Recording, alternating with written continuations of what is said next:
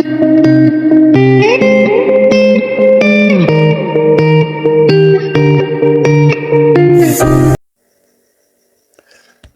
evening and welcome to it. This is Chess and Wine. My name is ADB. Back with another episode. I am here to give you the other side, the other story, the other side of the story. Yes, on the matters relating to Mr. Luzuko Ndinise of the Eastern Cape and Mr. Freddy Odendaal of the Nelson Mandela Bay Chess Union, right? Eastern Cape Chess, basically not just Luzuko Ndinise Eastern Cape Chess, but Chris Hani District Federation as well. With the matter that actually I reported on a few days ago in the previous episode, let me just put it that way, where I spoke on how, on the one side of the story, which we have all heard, where an event was meant to take place, a club's event, which was sponsored by the Department of Sports, Arts and Culture in the region of Chris Hani. And it's not the first time the event happens. It's the second time, apparently. It happened last year where Mr. Luzuko Ndinise and his executive committee were running the event. And they were meant to be running the event again this year. But then it happened that the department they found out that this interim president of the Eastern Cape and president of the district of the Chris Hani district of the Eastern Cape, Mr. Luzuko Ndinise, has been suspended. And they thought, no, we cannot continue working with you on this. And we would like to find out if there's anyone else that we can work with to go forward. And as the previous story went, he then decided that if you can't work with me, then the event cannot go on, and he canceled the event. And then obviously sent notifications in groups and canceled the venue on the last minute. In a way, sabotaging the event, as people say, as the one side of the story claims. And here today, I present to you the side of this, the version of the story, which comes from Mr. Luzuko Ndinise himself. He has written, obviously, to us, he has written a public statement, in fact, on the matter, and he's giving some insight on it. But he's also called me and actually explained the following to me. So he did say that, here's the following that he said. He says that the event was meant to, it was obviously the brainchild of his executive committee of the district of Chris Hani. This is an event that they've launched last year, and they've had a very successful event, a successful turnout of players. They had over 128 players participating. It was well sponsored, obviously, by the Department of Sports, Arts and Culture, and they were intending to repeat again because obviously it was a partnership between the department and their district. The Chris Hani district, right? Obviously, as led by him, Mr. Luzuko Ndinise. And so, as they were planning and finalizing this current event for this year, this obviously installment of the event this year, and obviously, as they were going back and forth with the venue, which he, Mr. Luzuko Ndinise himself, as obviously leader of the region, was busy organizing. He had not yet confirmed it, he says, and he was still busy organizing their event, amongst other things. And as they were busy planning and organizing all the final details of the event, it came out on a phone call, even by one of the department officials, where they said they cannot continue to work with him because they've got a letter, they've received a letter from Chess South Africa, the letter which states that the executive committee of the Eastern Cape has been dissolved and Mr. Luzuko Ndinise has been suspended and so forth and so on. And obviously the letter continued to state that they should not offer any support to Mr. Luzuko Ndinise or his executive committee. It just went on and on. I don't even remember if we covered, if I did an episode on that letter, but it was just very detailed. Like, it's just, telling everyone else, every other stakeholder not to work with the current executive committee that they're dissolving. At issue here in this matter is the following few things. The report, obviously the conversation and the communication between the department official and Mr. Luzuko Ndinise was telephonical, right? And he requested that they sit down with the executive committee so that they could explain what is actually happening. In that sit down, this is where they were aiming, they were intending to enlighten the departmental official that the suspension of Mr. Luzuko Ndinise cannot be final as there hasn't been any hearing by the Executive Committee of Chess South Africa, or even the council, whoever's meant to have that hearing for the suspension. Even the dissolving of the executive committee, of his executive committee, the interim structure, cannot also be said, be concluded to be finalized, because it needs to be ratified by the National Council at the next sitting, and the National Council hasn't sat yet. So even that cannot be finalized. So that was the pertinent issues that they wanted to discuss with the department, so that they understand that they cannot just push a key member of the organizing committee aside as a result of this suspension, which is not solid as yet, because even the reasons of the suspensions are not clear, because it says in the quoted is it section 17.1 of the Constitution of Chess South Africa, which says if they perceive that a structure is no longer viable, then they can obviously dissolve it, but pending ratification by the National Council. And again, his Luzuko Ndinise's executive, they question the accuracy of that point, of that application of that article, because according to them, and maybe everyone else in the Eastern Cape who's involved, their interim executive structure was very viable, because they were busy facilitating elections. They were reviving districts, executives. They've established a few, in all 8 regions, right, of the Eastern Cape. They were able to hold tournaments, chess events, right? They were able to hold meetings in attendance. They've got minutes and they've got progress. In fact, that how can I say this? That can be proven. That's what they're saying. They've got events that are happening, that they're running, and they've got a timeline. They've got a roadmap towards an election, which means they are actually viable. And if this point of the Constitution, that is 17.1, saying that it allows the executive board to dissolve a structure if it's proven to be unviable, it's not clear how it is applied. And that's the matters that they intend to question, and that is the matter that they intended to explain, in fact, to the district official. But the district official was already apparently, okay, again, that's what Mr. Luzuko Ndinise is saying. The district official was already working with the CHESA appointed administrator to the Eastern Cape.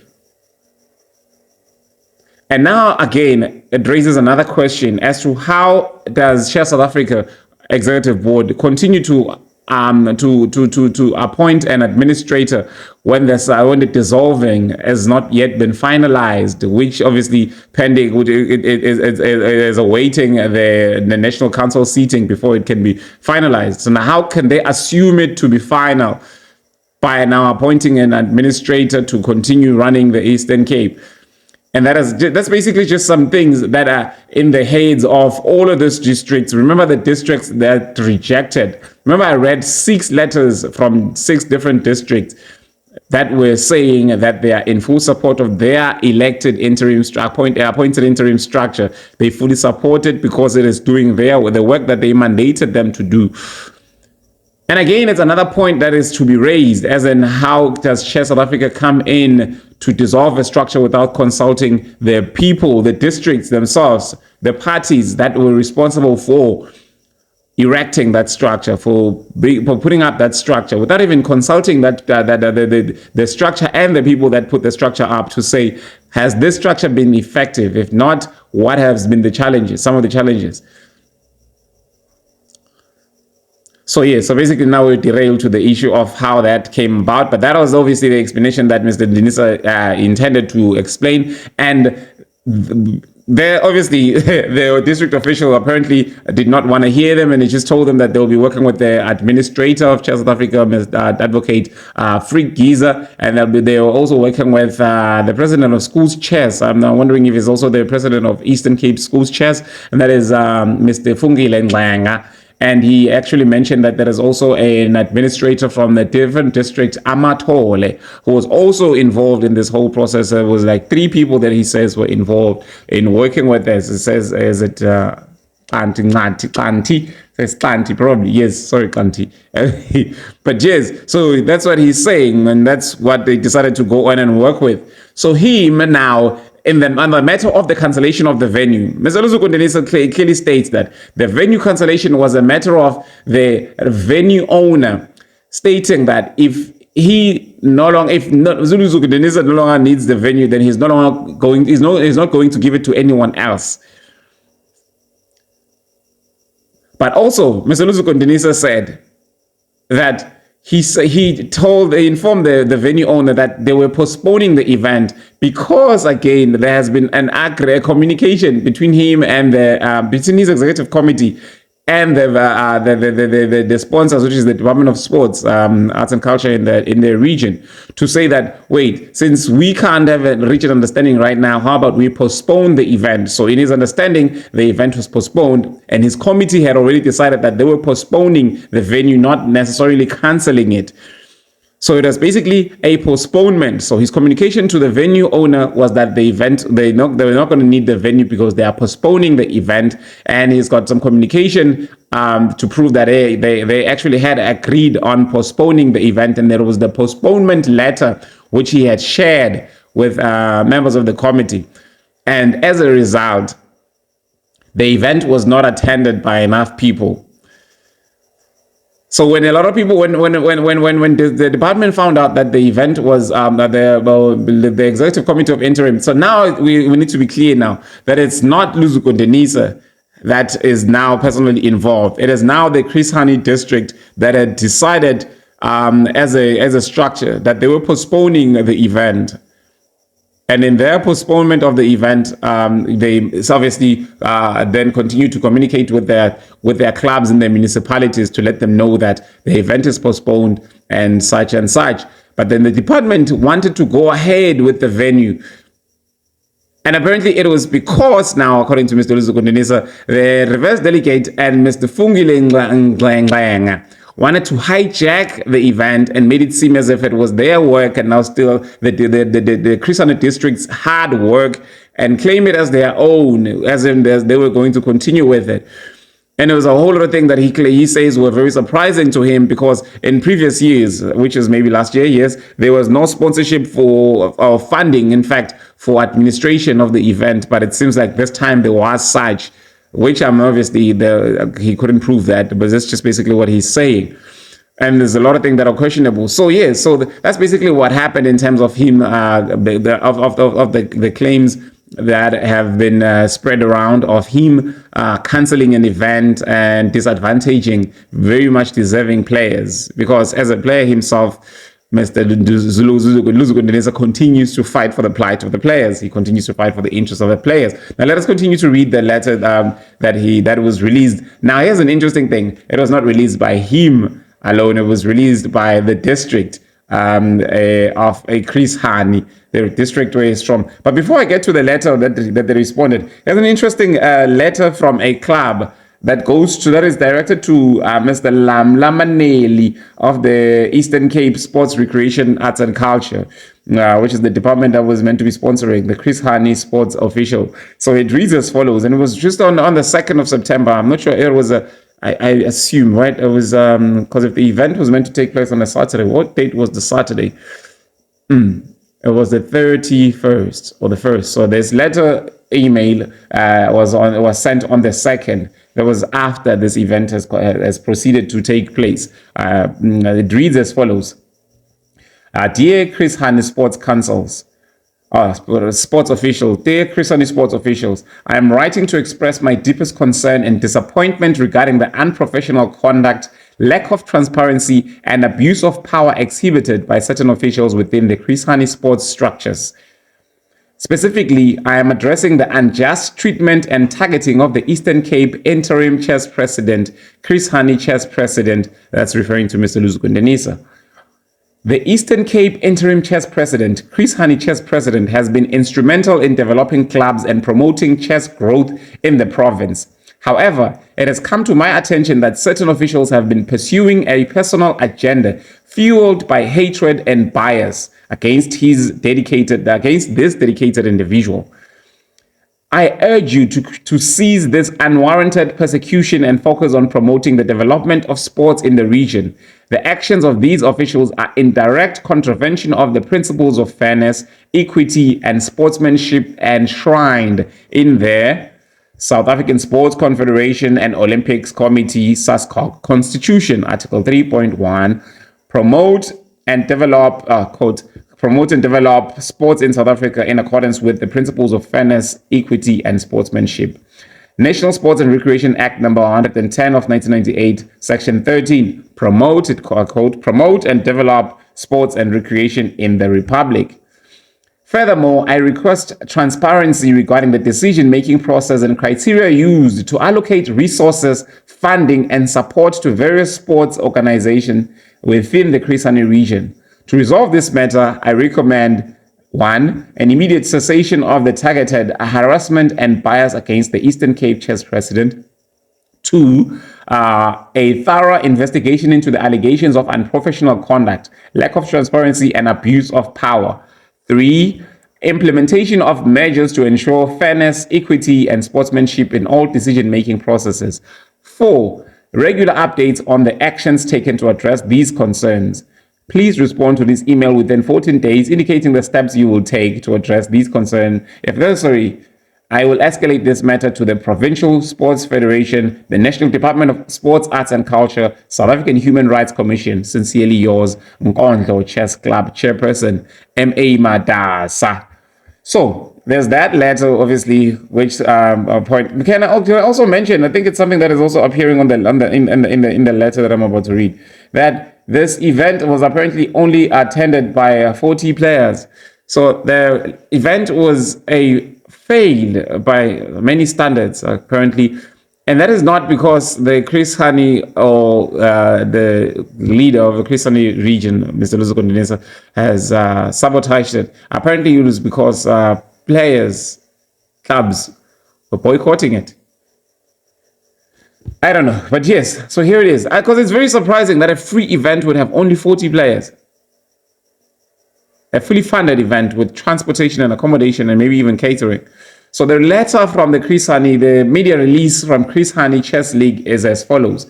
It's dated the 3rd of September 2024. It reads, the Chris Hani Chess Association reaffirms its stance against working with external administrators. Despite our efforts to organize the league and secure a venue, political interference led to its cancellation.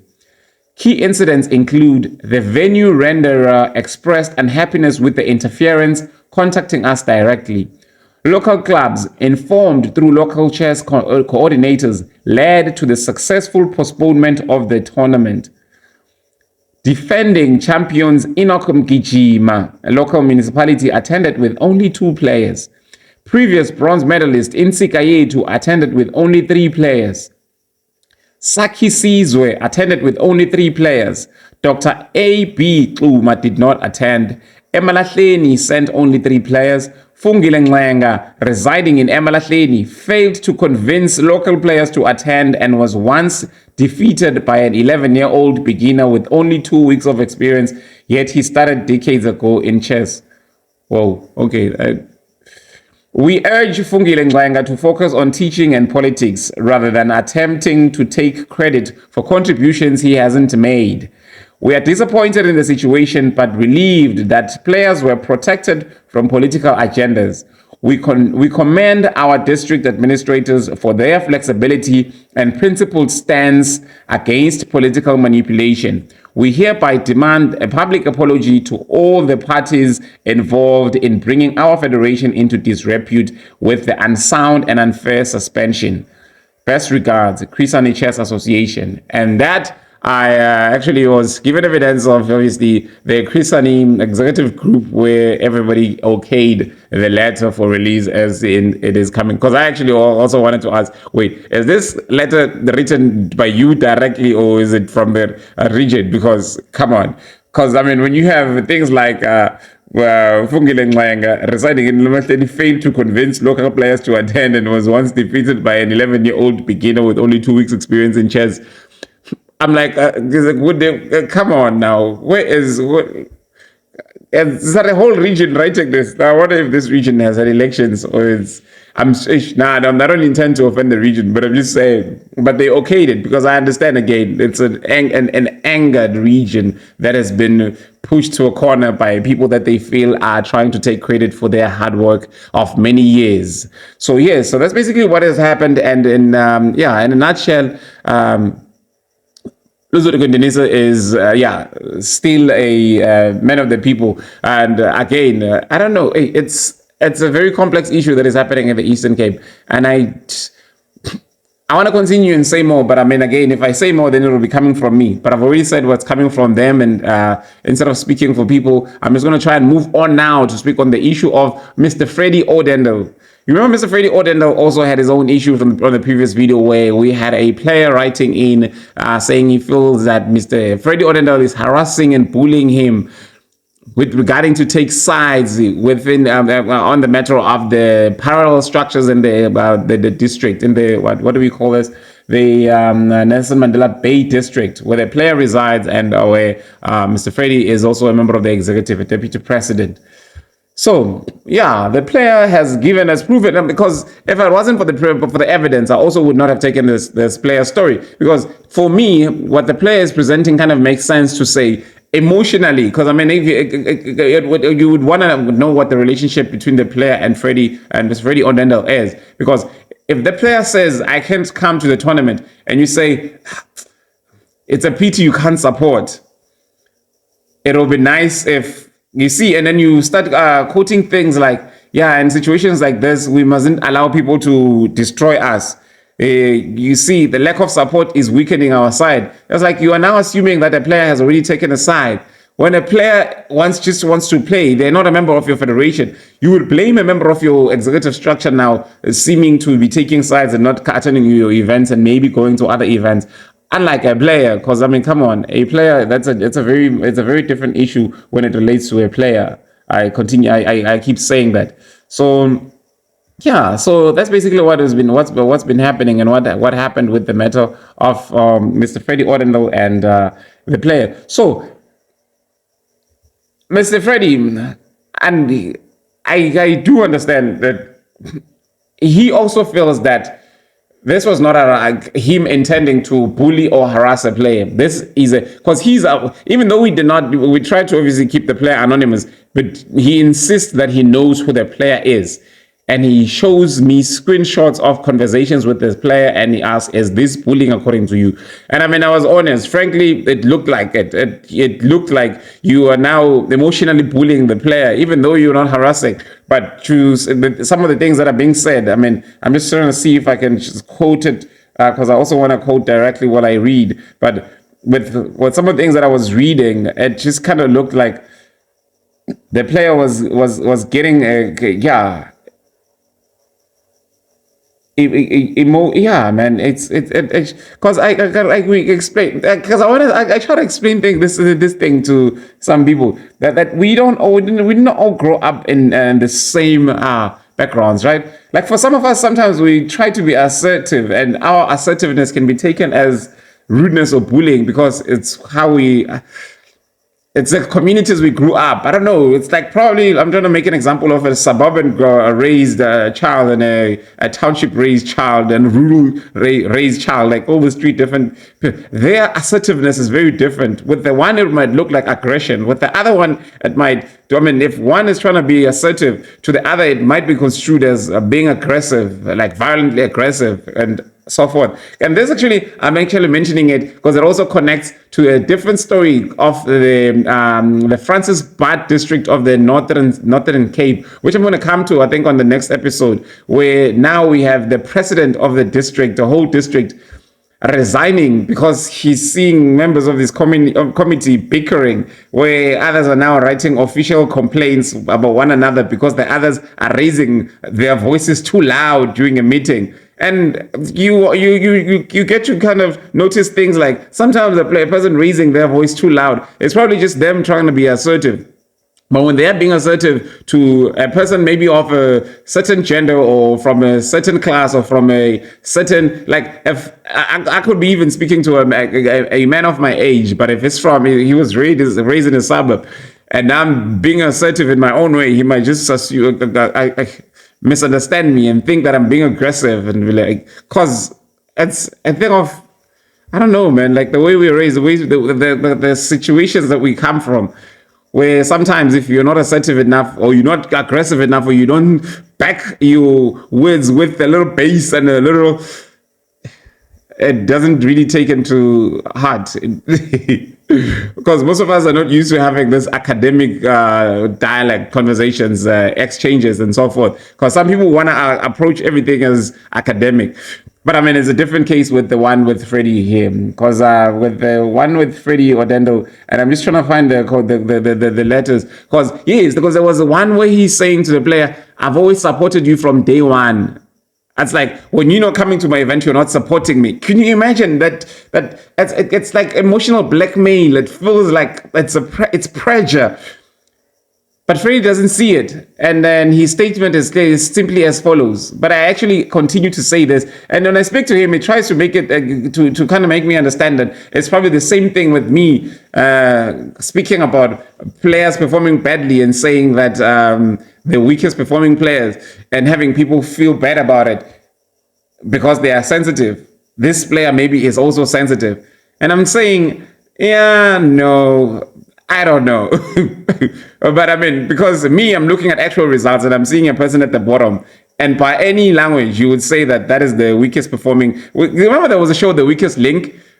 And it was on TV, like, you are the weakest link. I don't know if they're going to call it differently if it was pertaining to kids. But yes, maybe that's one issue. But yes, so with him, it was like an individual thing that even I, reading it from aside, I could actually still feel that, nah, hey, now it feels bad. But I was happy to hear that even before Freddy's statement, that there was someone that wrote me about Freddy, saying in your previous video, that anonymous player is a troublemaker. Again, it's like they're assuming that they know who the player is. Number two, it's the same statement. He left Sarah Batman to join Nelson Mandela Bay. He does not have the ability to construct a letter like that. You can be sure Mrs. wrote that letter for him. I don't know if they mean his Mrs. or they mean a particular Mrs. that is involved in that area. And number three, Freddy Odendaal is not part of Sarah Batman as he stated. And number four, I'm looking forward to the response from Luzuko Ndinise. But yeah, so so here's the statement from Freddy Odendaal. It reads as follows: I am passionate about promoting chess development and growth, which is why I host tournaments to provide opportunities for my students to improve and excel. Additionally, I coach at multiple schools, sharing my expertise and inspiring young minds to fall in love with the game of chess. And he's also stated that at the moment, he's also in a chess tournament, which was on a weekday, on a Tuesday. I don't know. Maybe it was a school selections tournament. But then Freddy now also went on to say that player that has written the complaint, he's aware of who the player is. He was actually Freddy's student. So he's saying that he was disappointed that the player is not going to attend the tournament because he created this tournament for their players, his players that he coached, that he taught, so that they can improve. And that is why he feels that it's disappointing when they don't show up to tournaments when he created the tournaments for them. And obviously my argument was that, but you said support when you don't support me. So it's like you're doing it for you and you need a student to support you. And then he says, but English is not my first language, Eddie. I'm like, okay, I understand. It's not. So, all right, we understand and we leave it there. So, yeah. So, again, if it's a personal relationship. So that kind of makes sense now when you look at it this way. Freddy and the player in question had a personal relationship. And if it's a discussion, not an administrator to a player, but a friend to a friend, a player and a coach, my player, my student, me and my student, then it kind of makes sense. It makes you understand that have invested so much in you. You obviously invest so much in me, or you need to invest some in me. It's a give and take type of thing. So somehow, you are socially indebted to me, that if I have given so much to you, you are expected to side with me in certain events. And in that way, again, since they have a personal relationship, I definitely understand Mr. Freddy Odendaal in that case, that it would make sense that he would speak to the player like that he would question the player like that, and he would challenge the player like that. Like, I trusted you. You misled me. I thought we were buddies. I thought we were close. Unless one person thought they were friends and the other thought, like over 18s, we're talking like one thinks a fling and the other one sees a relationship. One thinks side and the other one sees marriage.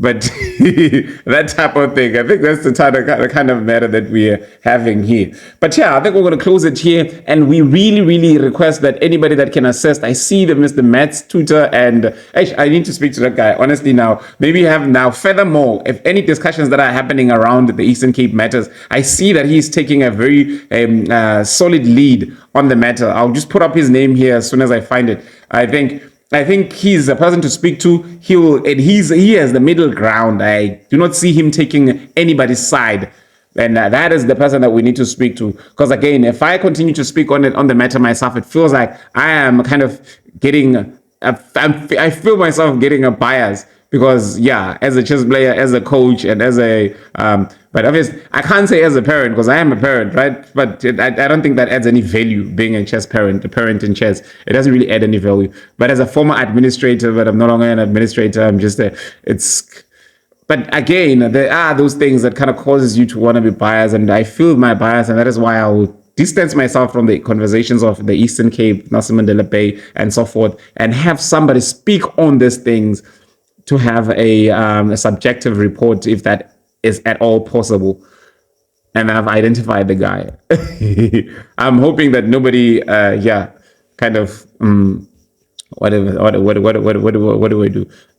Scooch or whatever. Yeah, but he's a free agent for now. Yeah, and is approaching the matter really, really well. So that's it. We'll talk about the Francis Bond matter lately as soon as I get a hold of the former president that has resigned. And he gives a reason of other commitments, but he knew about those commitments 4 months ago when he was elected and he accepted for the elections.